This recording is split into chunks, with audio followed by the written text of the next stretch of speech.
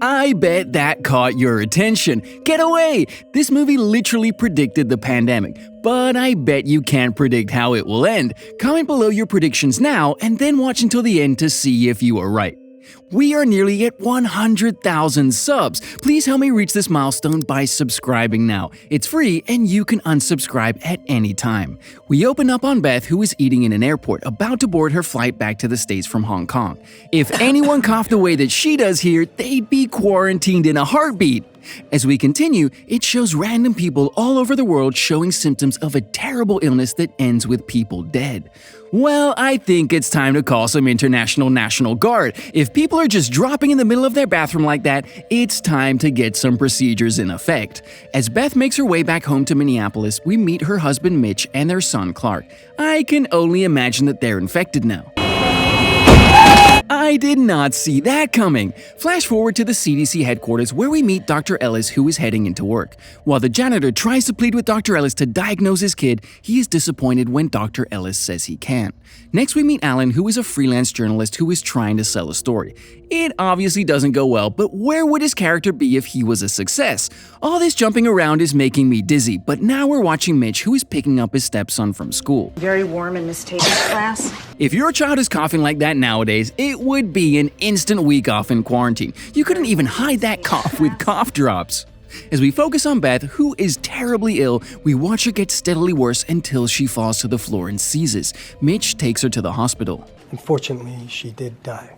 I don't think he's processing it properly, but as quick as that was, who would? She literally just came home and was fine, but within 2 days she deteriorated and died just like that. As Mitch tries to get the doctor to explain, the doctor apologizes and tries to pass him on to a grief counselor. As Mitch takes a taxi home, he gets a call from the babysitter that says Clark is terribly ill now too. This guy just can't catch a break. I think it's safe to assume that this kid is next if he isn't gone already. Mitch told the sitter to call 911, but how did he make it home faster in a taxi than emergency services did? Next, we hop over to WHO, who is analyzing the possibility of an outbreak internationally starting in Hong Kong. As they discuss what's going on, small amounts of cases are popping up all over the world.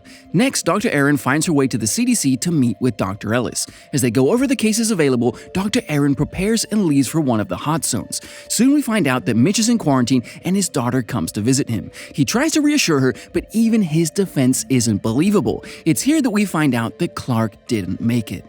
Honestly, after seeing his face in the bed, I could have told you that, but they've done a great job of creating an impossibly depressing situation for Mitch. The next day, Dr. Ellis goes into work, but he's intercepted by government officials that bring him into headquarters where we meet Haggerty, who is trying to protect government interests while finding out what's going on. After going through something similar to this now, may I add that the response time for the government and health officials is phenomenal. It's almost immediate. We could weaponize the bird flu is how we're looking at it. The birds are doing that. Well, he's not wrong. Considering how things are turning up, it's amazing that more extreme measures haven't been taken yet. We jump back to Dr. Aaron, who is trying to get in contact with everyone that might have had direct contact with Beth earlier on. But everyone present hadn't seen her in at least a few days. The one person that did is the man who picked her up from the airport. As Dr. Aaron tries to question him, the sound of his cough is enough to resound that someone is sick. Of course, as the man gets off the bus, he touches absolutely everything before Dr. Mears gets to him. Later, Dr. Mears is questioning Mitch about Beth's interactions before she died. It turns out that Beth was in contact with an ex-boyfriend in Chicago as well. Oh boy, drama going around in the perfect little suburbia home. No treatment protocol and no vaccine at this time. That is correct. This sounds exactly like what it was like with COVID. Are we sure this movie was telling the future and trying to warn us back in 2011? As Dr. Ellis gives a press conference on the CDC's plan of action, he explains that the WHO is sending an epidemiologist to Hong Kong to investigate ground zero for the virus. Seriously, the chances of ground zero for the virus being Hong Kong is crazy, and they mention a bat earlier in the film. There's no way that the pandemic was pulled straight out of a movie from 2011, but the amount of similarities is ridiculous. As the film continues, so many characters start to pay attention to how much people really do just spread germs. Wiping down a glass at a bar, coughing throughout the day, touching handles right before or after someone else. We're constantly spreading whatever we have to spread. Mitch finds out that he is actually immune, but there is no promise that his daughter is, so they still proceed with caution. Once the two of them make it home, Mitch takes every measure to make sure no one comes in and exposes him or his daughter to the virus. Meanwhile, in Hong Kong, the WHO operative is going through casino footage of Beth's last moments in the country. Okay. That little blow was enough to start all of this outbreak. How many times do you find yourself doing something as simple as blowing on something that someone else touches, or wiping your face then touching something or shaking someone's hand? Later that night, Dr. Mears finds out that she's feverish and sick, so she quarantines herself and contacts Dr. Ellis. As she speaks to him, you can tell that she thinks she's not gonna make it, and honestly, Dr. Ellis seems to have the same thought. Back in Hong Kong, it becomes quite clear that there's no possible way to know which way the virus was transmitted or even where it originated. During what seems to be a fruitless endeavor, they find more people that Beth was in contact with throughout her night. As the agents take the WHO operative back to her room, they end up detouring and kidnapping her instead. What are you doing? She seems to be the only one working with you, and you decide to kidnap her, which in turn will turn the rest of the world against you. I feel like they didn't really think this out at all. They take her to their village where they find more people that aren't sick yet, but they aren't that many. Their plan is to keep the operative with them so when a cure is found, they will guarantee themselves to be at the front of the line. This is an act of aggression. I don't feel like they're going to be looking at this lightly. Even if they give them the vaccine first, they're going to be coming after them for international kidnapping.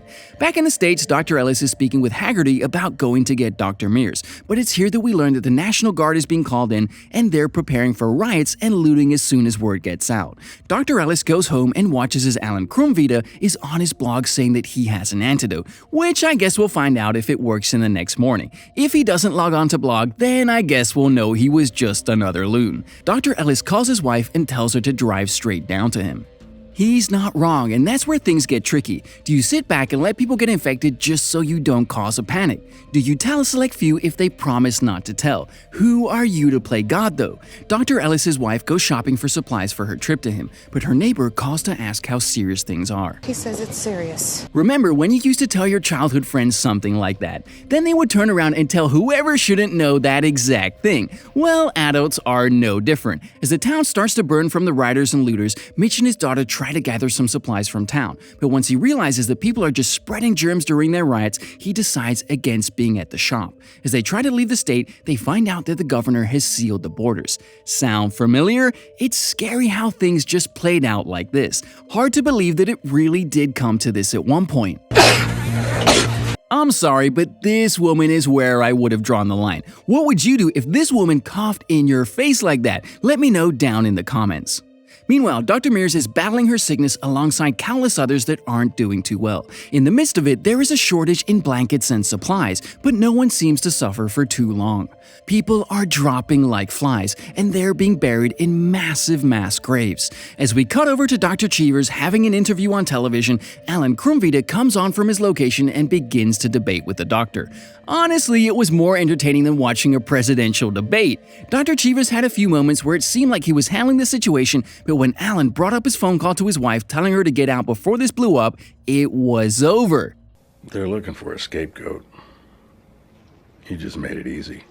Oh snap, you can't tell me that that wouldn't be one of the first things you would fire at Dr. Cheevers to see how he responds. He's used a position of power to protect what was his before anyone else's. Can you really say that you wouldn't do the same thing? Doesn't mean it isn't right though. All of a sudden, a new mutated strain has appeared, and they have to prepare for live testing. The entire world has shut down at this point, and there is still no headway on a cure or way back to normal life. Trash lines the streets and bodies are being rolled out of houses left and right. As chaos ensues, curfew is put into effect and emergency services are slim.